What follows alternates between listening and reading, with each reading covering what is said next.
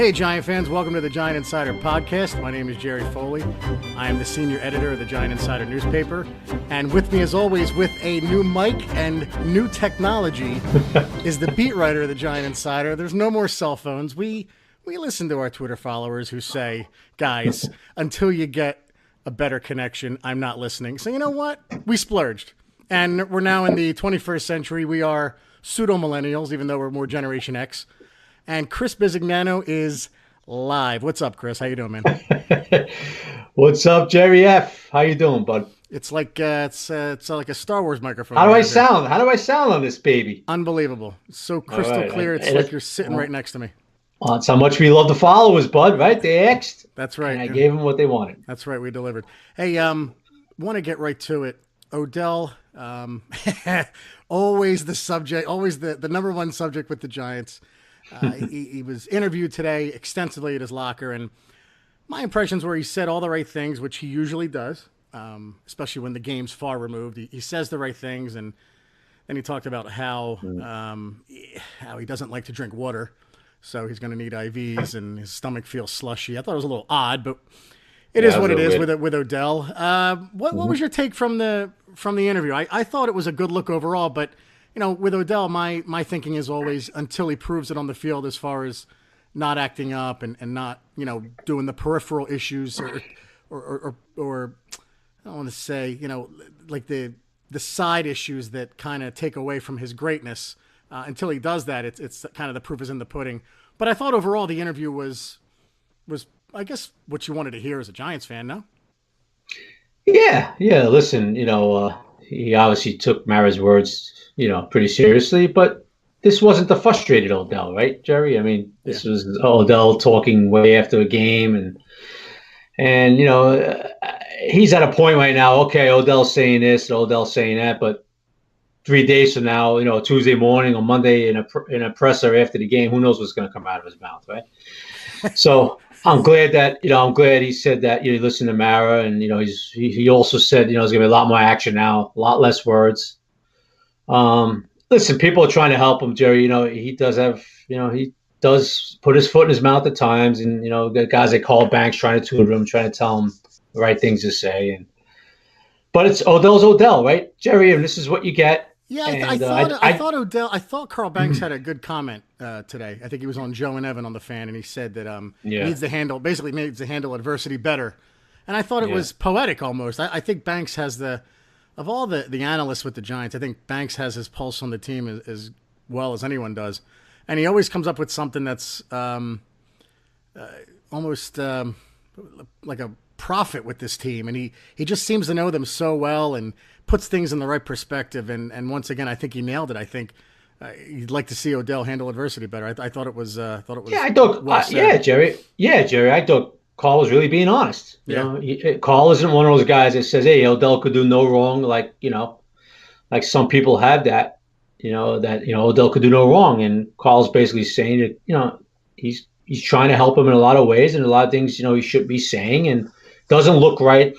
But one point Odell made, a couple of points he made is it is true, Jerry, where winning cures all. Right? If they were 5-1, a lot of this stuff would be laughable. Right? Sure. Hey, that's Odell. He's funny. You know, he's flamboyant. When you're 1-5, it's like, oh, Odell's a problem. Yeah, that's a good point. You know, so winning cures all. Odell said, you know, hopefully starting Monday night, he wants to focus on the field only, his action only. I hope he sticks to it. And we'll take it from there. You know, if they come out Monday, Jerry, and they win a ball game, and then they beat Washington going into the bye, it's a whole new picture, right? A whole new feeling on his team, and I thought the water thing was, just quickly, Jerry. I thought the water thing was a little strange. Just like water. It's like he can't help himself but say one weird thing per interview where you just shake your head and say, "Yeah, I know." He's great, and he seems overall. I've always said he's a good kid overall. Yeah. He says something like that where you're like, really, please don't. Please, sometimes have a filter. Don't say everything that's on your mind. Anyway. Yeah, you know, Odell did bring out about how he talks to everybody in the locker room and he fools around with everybody and he's tight with everybody. And that is true, Jerry. I mean, I see it. You know, he does fool around with everybody in the locker room. His teammates do like him. It is just, I'm sure the teammates, I could see it, a few people that I've, kind of had a conversation with. It's just annoying to athletes, Jerry, when they have to keep answering questions about one guy, and off the field stuff, Jerry, the off the field stuff. It just gets, very, very monotonous to these guys. So, but as far as not liking them, no, I'll always say that they like him as a teammate. Yeah, they do, and you're there to see it. So that's, I guess that's good news. Kim Jones, real quick. Kim Jones was on that show in the afternoon on the Fan, and I don't want to give the guys any credit, but yeah, they as they typically do, they tried to not needle her, but they tried to turn the interview into a negative, and that Odell bashed Eli, and Kim Jones, man, kudos to her. She handled herself well, and kind of went back at him and said everything he said was complimentary of Manning, and he said that. He alluded to the fact that Eli's been there before. He knows how to win. That Eli's the hardest working guy on the team. He's he's there the longest. He's the first one in, last one out. And right. She didn't take the bait, and I thought she handled herself well. Not that she needs any approval from us, but look, we always say it. We're Giant fans, so when you hear one of the beat writers who covers a lot more than just the Giants say that, it was a good job by her. I thought she came off well in that. And I thought she stuck up for Odell and stuck up for the Giants organization as a whole there. Yeah, well, good for Kim. Kim wasn't going to go for, let's ride the Odell negative bandwagon with them, with the afternoon host on the Fan. Kim is in the mix. She's there in the locker room. I see her all the time. Yeah. She has the beat of the team, the pulse of the team. Yep. And there's no way that Odell was bashing Eli. And I don't think Odell will ever bash Eli because Odell is not going to throw a guy like Eli under the bus. I don't care. I know the interview came out wrong with ESPN and a lot of things, But Odell loves Eli. There's no question about it. Odell has set records with Eli Manning in his first, 3 years? Yeah. Receiving records. And who threw him those balls, Jerry? Yeah. Eli Manning. Obviously there's some issues going on this year. Some defenses, they're not getting down right. They're not reading and all that. And obviously Eli is not the same guy he was, 4 or 5 years ago, 3 years, even, Odell's rookie year. But Kim Jones was 100% correct. And Kim's not going to sit there and listen to somebody kind of twist the facts like some people have been doing around this area. I think 2 out of 3 on that show were trying to, and I think she shut it down pretty quickly. So, like I said, from a fan's perspective, good for her, and from a professional perspective, that's pretty much the way you handle it. But, well, Jerry, I'm with Kim all the time. I see Kim all the time, and Kim's a straight shooter. She's not gonna, she's not just gonna be like, oh yeah, that sounds good. Let me ride that bet. No, Kim's not like that. Right. So that's what. One of the reasons why Kim's on the NFL Network is having the career that she's having. Yep. So, buddy, Monday night, 1-5 Giants, 2-4 Falcons. When the schedule came out, you looked at this game and you thought, man, this one's going to be tough. But, you tweeted a while ago that you actually feel pretty good about this and that I'm going to call you a quote-unquote nutbag for that. But to be honest with you, surprisingly, I agree with you. All right, bud. All right. I think the Giants obviously are more and more healthy. I think the matchup itself, that Atlanta defense scares no one. The Atlanta offense has a number of injuries. They lost their running back. I don't know if Sanu's playing. I think you tweeted that Sanu and Ridley aren't going to play. Well, no, I said there's a good chance they might not play. It doesn't look good for Sanu. It really looks like it's questionable right now. Yeah, and it's I always say it's not Matty Ice, it's Matty Slush. And I don't know how this Atlanta team doesn't scare me. And I think usually this means something bad, Giant fans. But I think the Giants have a hell of a shot to beat them Monday night. I wouldn't be surprised if it's a 37-34 game one way or the other. I mean, tell me I'm wrong. No, Jerry, I agree with you 100%. I mean, that's as we get into it, I was going to say the same thing. I could see like a game like that. 30-27, 34-31, something like that, or what you just said. Atlanta is decimated on the defensive side of the ball. The thing that always scares me, I look at matchups. You have to look at matchups, right, in this league. Yeah. They don't get to the quarterback. They have 10 sacks. Yeah. Their one threat is McKinley. He's a good player, but it's not like the Eagles front. We got 4 guys who get the Eli, So you look at the matchups, you say, okay, maybe they're not going to get the Eli, not going to pressure him much, so Eli's going to do some things down the field. I really feel Saquon is going to have a 150-plus yard game on the ground this week. They don't do anything well on the defensive side. So, Yeah, I agree with you. I think this is the game where you feed Saquon over and over again, and we seem to say this a lot. But if there was a game where you use the run to set up the pass, I think it's this one.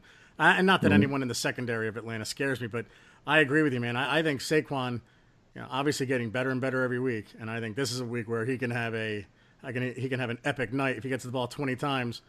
I mean, I see no reason why he can't get 100. And this sounds nuts, but I see no reason why he can't get 150 to 180 yards on the ground before he even catches any passes. This is that kind of game where in a dome against a weak defense, I could see him running wild in this one. Yeah, on a fast surface too, right? Yeah, absolutely.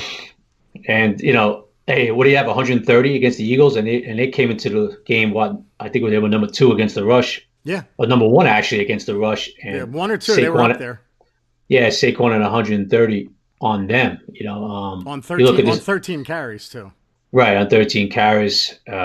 So listen, it's all there for the Giants to break out offensively. Ingram coming back is huge, Jerry. He does so many things to get you out of that shell defense that everybody likes to play against the Giants. Ingram could really hurt that. So it's all there, Jerry.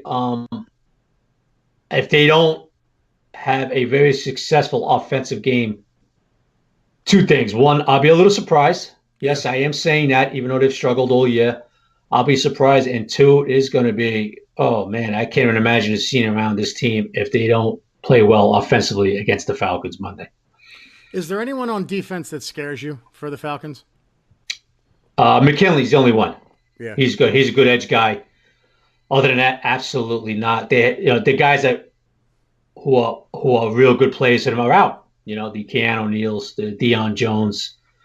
You know what? Grady Jarrett is a real good defensive tackle for the Falcons, and he missed last week, and he's iffy for Sunday too. I mean, if Jarrett can't go, for Monday, Jerry, man, Monday. Excuse me, everybody. I'm sorry. Monday, if Grady Jarrett can't go, and that's just another big defensive tackle, they won't have to slow down Saquon. So it's been a rough year for the Falcons. They've given up a ton of points. They've scored a ton of points, but they've given up a ton of points. That's why they're 2-4. So, yeah, good for us. I mean, for once, it seems like this almost reminds you of somewhat like the Texans game, where this is a game where they go in and you think, yeah, this is a game they could win. And like you said, on defense, they're hurting. And not that we're shutting anyone down, but at least we're healthy. At least we've got that going for us. Anyone in the secondary, I mean, that can keep up with Odell, because it seems like, again, we said it before, and he kind of blew up against the Panthers, but if there was a week that Odell could blow up, it could be this one. Is there anyone in the secondary that concerns you at all? Not at all. Yeah. Desmond Trufant does not concern me at all. Robert Alford is a pretty decent corner, but I don't want to be repetitive, Jerry, but there's nobody that could cover Odell anyway one-on-one, but nobody plays him one-on-one, right? I mean, what happened was, in my opinion, is that he made Jalen Ramsey look so bad opening game. I agree. That defenses came in, looked at the Giant film and says, nobody's playing 13 one-on-one. I don't care what happens.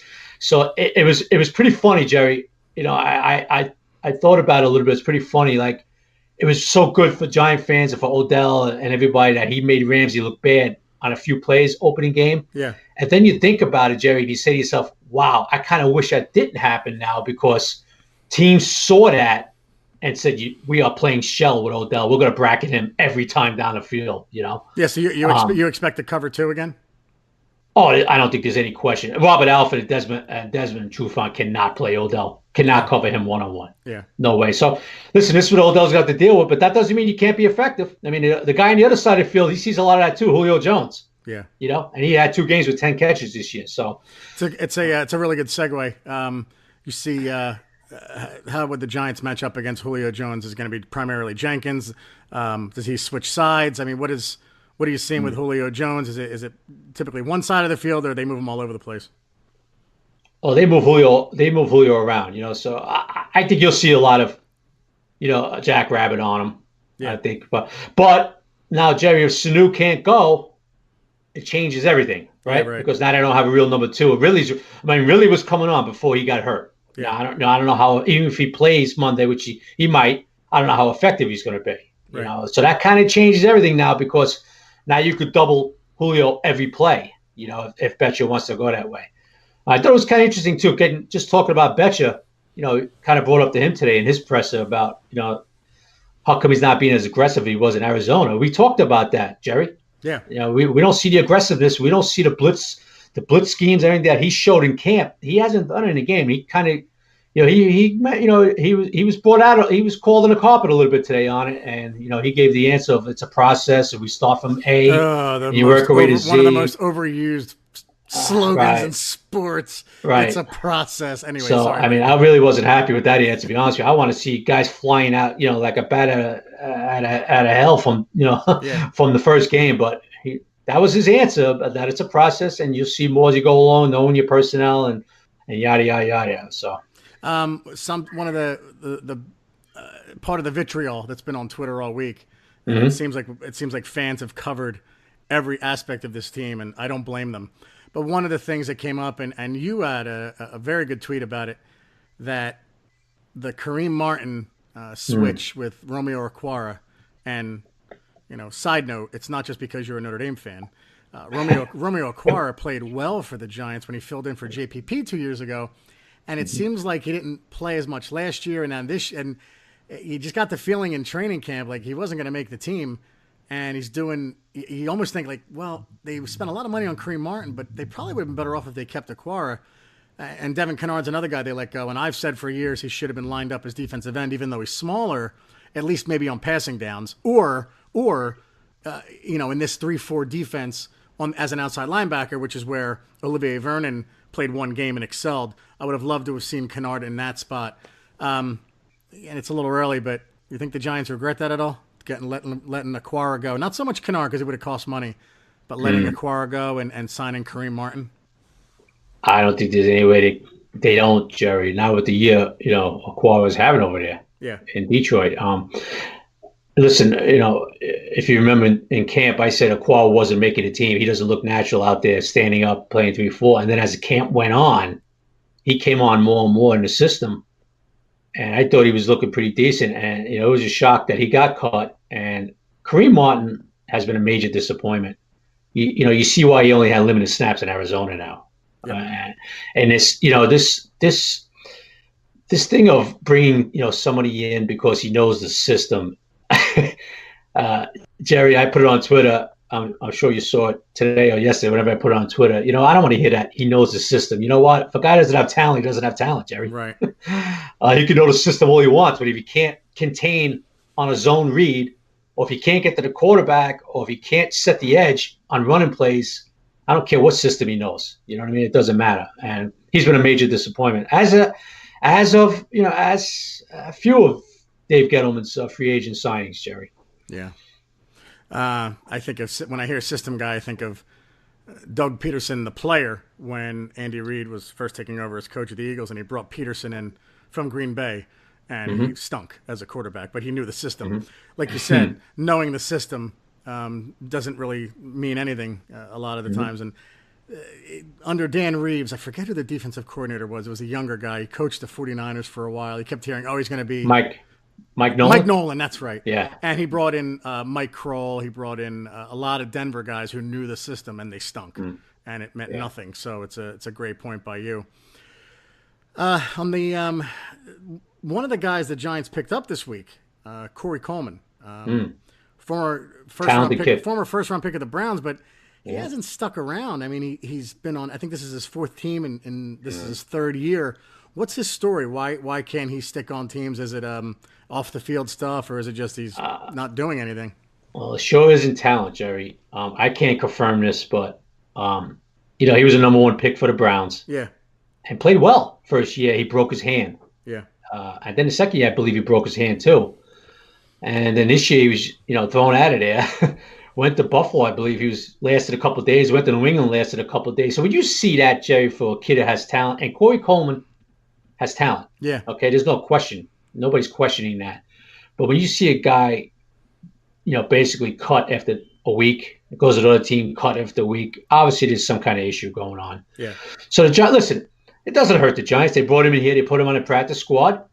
If he looks good, they can activate him, which might be, with Latimer out for the year. And now Joel Davis popped up in the injury report today. He's got some headaches going on. So he's in concussion protocol. Yeah, I like him too, man. He's one of the young guys I'm pretty high on. I like his kickoff returns are okay. He seems like a pretty decent receiver. He's someone I'm rooting for, definitely as a Giants fan. Yeah, well, if you remember Jerry in camp, right? He had a lot of good days in camp, and a lot of times I put on Twitter, "Hey, this Jarrell Davis kid looks pretty good," you know. Yeah. So the kid's got some talent. You know, Giants obviously liked him. They brought him in here a few weeks ago, and he's been returning kickoffs, and now he's involved as a third receiver. Now this is a little bit of a setback. I don't know, what's going to happen for Monday night for him. Yeah. But getting back to Coleman, he's sort of like, I'm not going to compare him to a Josh Gordon thing because Gordon's had obviously a ton of issues off the field. But when like I said, when you see a guy bouncing, getting thrown off a team in a week, getting cut in a week, something must be going on with him. Yeah. But you bring him in, you bring a talented kid in. If he could, get this system down and keep his whatever issues he might have going on, you got a talented receiver because the kid definitely has talent. There's no question about it. Yeah, I saw that Khalif Raymond was signed for like 2 days, and I got excited for a second because I like him. I like him as a punt returner, and then he was released. It was almost like they were just teasing us. They can't admit the mistake they made when they let go of Raymond and Hunter Sharp. I don't care what anybody says. If the plan was Odell from the start returning punts, then he would have been returning them long before, or that would have been known earlier. I mean, I just think the Odell returning punts, I love it because he's ridiculously talented, but it was a last second, all right, that's it. We'll throw Odell back there because we don't have a punt returner. And we saw it early on where the other guys they brought in just couldn't do it.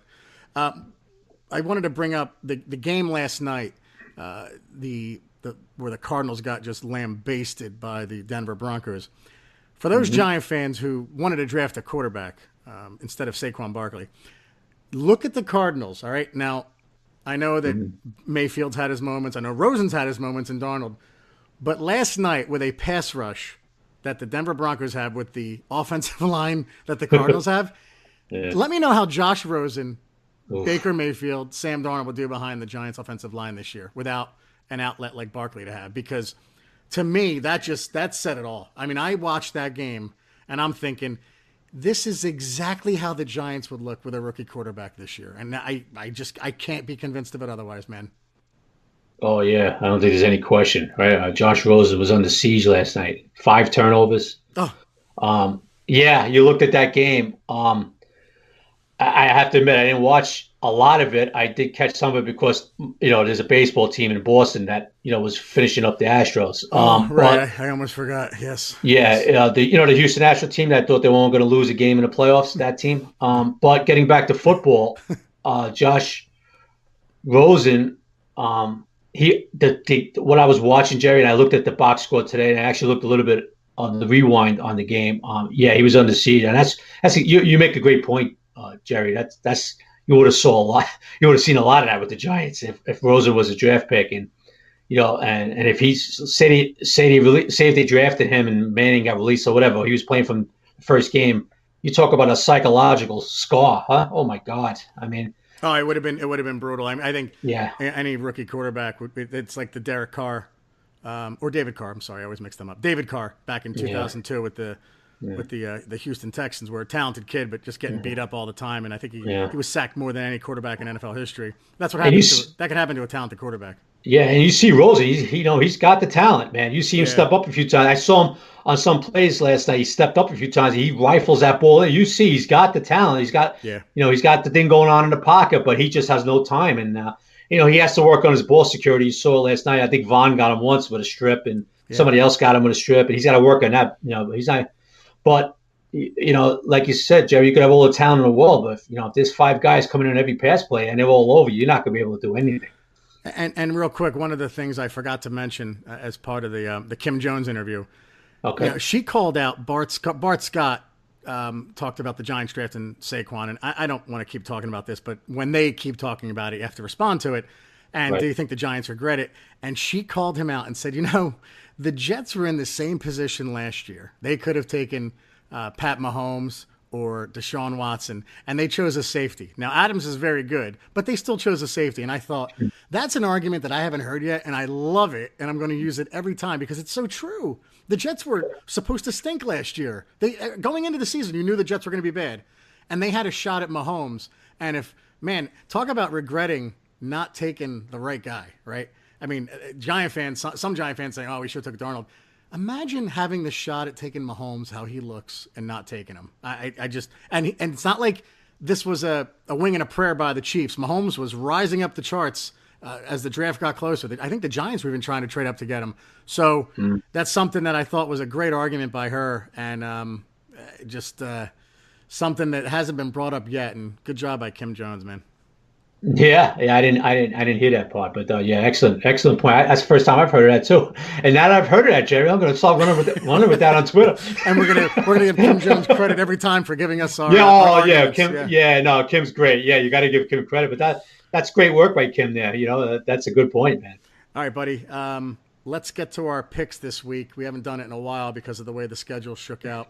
Let's do actually the 9:30 a.m. game first. There's a 9:30 game. Yeah. Titans at Chargers. Who do you like in that one, bud? Oh man, I like the Chargers. I think they're starting to come on a little bit now. The Titans got shut out last week, sacked 11 times. Speaking of offensive lines, Yeah.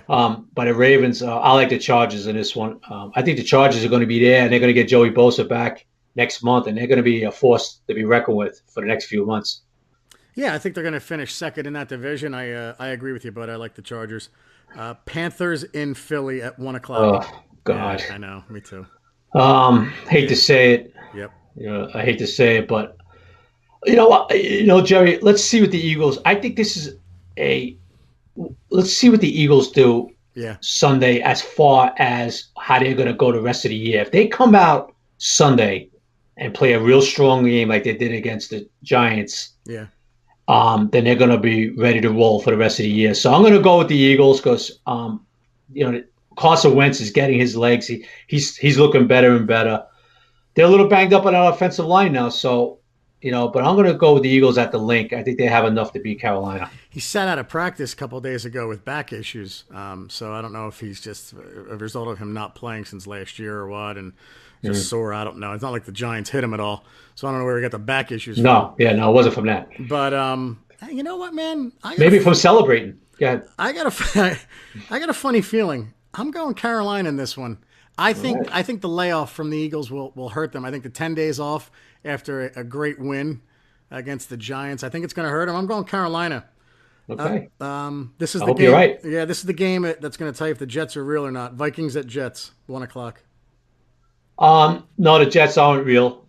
The Vikings, Cousins is having a big year, except for fumbling. Yeah. His turnovers. Cousins is having a pretty big year. Jets are really hurting too. Yeah. They're hurting on the back end. I like the Vikings in this one. I think Cousins is going to light them up with that, with Diggs and the other guy Thielen. I like the Vikes in this one. Yeah, it's going to be interesting to see what the Vikings defense throws at Darnold because right now, if you've been watching the Jets, Darnold goes with one read and that's it. And if it's not there, then he's kind of struggles after that. So I think the Vikings defense will set the tone. I like the Vikings in this one as well, bud. Kind of a snoozer. Bills at Colts, 1:00. Colts, the Bills are going with Derek Anderson, who they just signed off the street a couple of days ago. That's who's starting for them. Yeah, because Allen hurt his finger, right? Allen hurt his elbow. He's out elbow. I'm sorry. He's out 2 to 3 weeks with an elbow. Peterman is so bad. He blew that game last week with a pick six. That Sean McDermott doesn't even trust him, so they're going to go with the veteran Anderson. I like the Colts. Colts don't have a defense, but I think they'll score enough. I don't think the Bills will score enough points to beat the Colts in this one, even though the Colts can't stop anybody. So I like Andrew Luck in Indy in this one, Jerry. Yeah, me too. I like him in a 2-touchdown win. This is a good one. Patriots at Bears, 1:00. Yeah, this is if the Bears would have played a solid defensive game against Miami last week, this would have been real interesting in my opinion, Jerry. But since they gave up 500 yards and 380 or something to Brock Osweiler, I'm going to have to go with Tom Brady and the boys, who as usual, are starting to hit their stride now in October. Yeah, as soon as that first reporter says the Patriots are dead, they turn it on every single year. And I thought Belichick's press conference was awesome when they asked him how Khalil Mack compares to LT, and he just said, we're talking about Lawrence Taylor. We're talking about Lawrence Taylor. No one compares to Lawrence Taylor. And, despite other people saying that Yeah, there's other defensive players that may have been better than Lawrence Taylor. You and I obviously believe that Lawrence Taylor is the best of all time. Browns at I'm going Buccaneers with at 1 o'clock. I'm sorry, Browns and Buccaneers. Yeah. Yeah. Wow. Who's got the little better defense? The Browns got a little better defense. I'm gonna go with Baker Mayfield. I think they're gonna bounce back. I know they got blown out last week, but Tampa Bay's defense is real bad. I'm Yeah. gonna go with a little bit of an upset in this one. I'm gonna go with the Browns on the road. Yeah, by the way, I agree with you. I'm going with the Patriots in the last game. This one's Yeah. tough, man. I flip a coin. I'll just go with the Buccaneers because they're home, but there's no other reason for that. I think you make a good point. I think the Buccaneer defense stinks. I think the Browns defense is better than theirs, but just being home, I don't know, man. I can't trust the Browns yet. They're the only team with the worst record over the last 23 games than the Giants, so I'll go Bucks. Another 1 o'clock, Texans at Jaguars. Jaguars are gonna respond in this game. Yeah, Texas' offensive line is worse than ours, if you could imagine that. that's saying something. Yeah, they got sacked 7 times. You know what? Deshaun Watson's catching a beating back there. Beating. Yeah. I Jaguars have been humiliated the last 2 weeks. They're going to come out fired up in this one. I like the Jaguars. I agree with you. I can't believe that game last week. I mean, I didn't see that coming. I thought they could beat Dallas, and Dallas just owned them. I never thought Cole Beasley would get 30-something points in fantasy football, but it was almost uncoverable, and Ramsey's post-game presser was still hilarious. But, yeah, I'm going to go with the Jags. I think the Jags respond, like you said. I think their defense is too good to have another stinker like that. Another 1 o'clock, last of the 1 o'clocks. Lions at Dolphins. It's a tough one, too. But Oswald is playing again. Tannehill's still out. I'm going to go with Miami at home. I think they'll pull out a close one at home. I'm going to ride the Brock Osweiler train for the second week. For the second week in a row he plays. So I'm going to go with Miami in this one. I'm going to go with the Lions. I'm going to say Patricia knows that offense pretty well, being that he came from the AFC East. And I guess I'll go with the Lions because I think Stafford is going to be better than Osweiler. But it wouldn't. I mean, none of these games surprise me. I mean, these picks this year have been all over the place. Even the games where you think a team can't lose, they win. So that wouldn't surprise me, but I'm going to go with the Lions. First of the fours, Saints at Ravens. Boy, this is a tough one, man. This is a tough one. Ravens have one of the best defenses in the league. But I picked the Saints this year to come out of the NFC. I'm going to go with Drew Brees over Flacco. It's supposed to be a nice day in Baltimore Sunday. I knew you were going. I knew you were going to say that. I'm sorry. I can't help myself with you and Brees. Yeah. I'm going to go with the future first ballot Hall of Fame, Drew Brees in this one, Jerry. Yeah, I think you're right. I think it's supposed to be in the 60s, so that's still within Breeze's 300-yard type of game. I agree with you, unfortunately. I'm going to go with the Saints as well. A close one, but I'll go with the Saints. Divisional matchup, NFC East, a lot of interest in this one. 425, Cowboys at Redskins. Okay, you got to look at matchups like as usual, right? In the NFL, what does Dallas like to do? They want to run the ball with Zeke. Yep. What does Washington do pretty good? They're gonna stop the run, I think, enough to win this game, and that means Prescott's going to have to win it. I don't think Prescott could win a game by himself. I'm going to go with the Redskins in a close one. Yeah, me too. And if there's one situation we're in that's better than Dallas, we know that based on his age and just kind of how he looks, that we're going quarterback next year no matter what. And Dallas hasn't gotten there yet with Dak. They still believe in him, and I don't think he's the future of them, of that team. I don't think he's a good passer. I think he's a good athlete, but I don't think he's a winning quarterback. I know they did well that 1 year, but that was with the best offensive line in football, a very good defense. So I guess, long story short, I'm going with the Redskins, but I think it's comical how Dallas fans believe so much in Dak when they're probably the only ones who haven't realized that he's not the future of that franchise. 425, Rams at 49ers. 49ers, I tell you what, the 49ers, Kyle Shanahan's doing a heck of a job over there with CJ Beathard. Yeah. But they just don't have enough to beat this Ram team.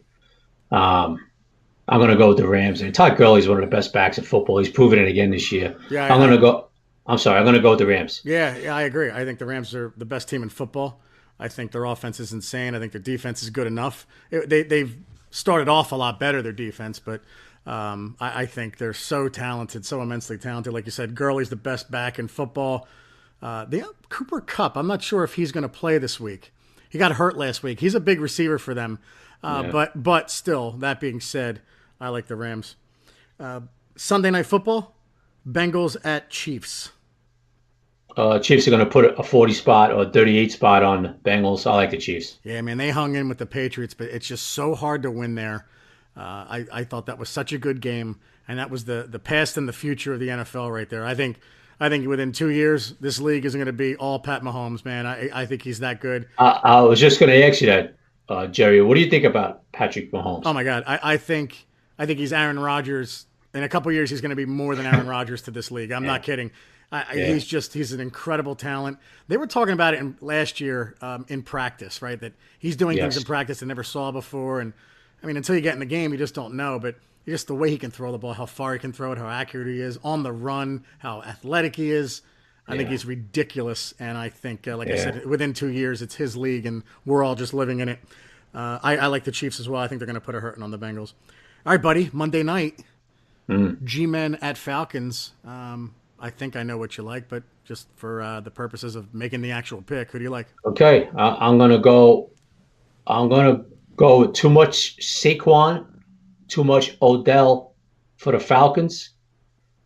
The Giants are gonna get just enough stops defensively.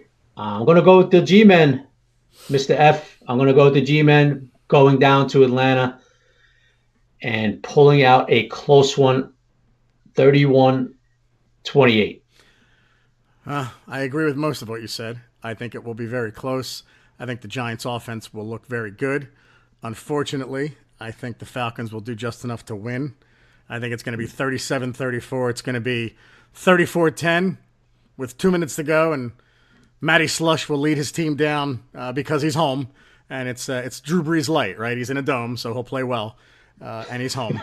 But I just think the Giants will eventually break our hearts again Monday night. And look, and here's the deal, right? All Giant fans, I don't criticize you for wanting them to lose or wanting them to win. I don't care. It doesn't affect the game. So a lot of fans are saying, let's suck for the duck, right? Which obviously for Justin Herbert. But when the game starts, I think every Giant fan's into it. And they're like, you know what? We can rattle off 10 straight and go 11-5 because that's how irrational everybody is when they start watching. And I think that's where I'll be Monday night. I'll be psyched and I'll be like, all right, let's do this. Come on, you can do this, Giants. And by the end of the game, I think we'll be 1-6, but it'll be a heartbreaker. Well, Jerry, I hope nobody is starting that. Oh, I hope we lose the string now. You know. Well, no, I think we've seen it. I'm starting getting that feel. I'm starting to get I'm starting to get that feeling too. I do see it on Twitter where some people are sort of like, oh, I hope we lose the rest of the games now. I mean, 6 games in. I hope not. You know, I guess I understand what some people are thinking, but I hope I don't want to see that. Well, I already know people were happy that Denver won last night because now they're at 3 wins. I see that. Yeah, they're looking for a quarterback. So the teams you got to worry about, aside from a team that doesn't need a quarterback picking ahead of you and trading out, you have to worry about, I think, the Raiders, because I think they're going to get rid of Derek Carr somehow. It's just not working. They should get rid of Gruden while they've at it too. You have to tell me, buddy. I'm not on board. I wasn't on board with Gruden. I think he's lost his fastball. And I can't think of. There's another 1-win team. It's not coming to me now, but there are a few teams that will need a quarterback that you have to worry about. But there's also teams like Arizona who may just suck the rest of the year and then trade out of being ahead of the Giants to a team like Denver or the Raiders if the Raiders can win more than the Giants. But anyway, buddy, thank you once again. Great job. And all right, guys, be sure to order your copy of the Giant Insider newspaper. Go to www.giantinsider.com or visit magster.com for a digital subscription. That's magzter.com. Yearly subs are $40, $39.95 actually for paper copies, and the digital version is only $17 for a yearly subscription. That's 14 issues as we're bi-weekly during the season and monthly in the off-season. The next podcast, usually we do it Mondays, but since the Giants play Monday, we'll do it Tuesday. We'll recap the Atlanta game. Tuesday, October 23rd at 8 p.m., and we'll have our brand new mics again. We'll have these microphones going forward, so we'll be Jerry, crystal clear. Yeah. Jerry, just one thing. Tuesday's podcast. Maybe we'll have to do like 7:30. There's a baseball team playing at 8 o'clock. You know, Chris, if you're dedicated to the Giants, I don't think you really care about the Red Oh, you're Sox. gonna pull. Oh, you're gonna pull that card on me, huh? You know what? Boss. It depends on who you. All right, who's your, all right. Who's your all first right. love? Is it your wife or is it a mistress? The mistress being the Red Sox. I don't know. But All right, there, Foley. And you know, guys, we're on iTunes, Stitcher, Spotify, and Google Play. So please listen, please subscribe. It's free, and give us those 5-star ratings. 5-star ratings, because it means a lot. And I think this show is pretty awesome. But thanks everybody for listening to the Giant Insider Podcast. My name is Jerry Foley. He's Chris Bisignano, the huge Red Sox fan. And remember, guys, Sundays and this week actually Mondays are Giant days. Take care, everybody. Take care, everybody.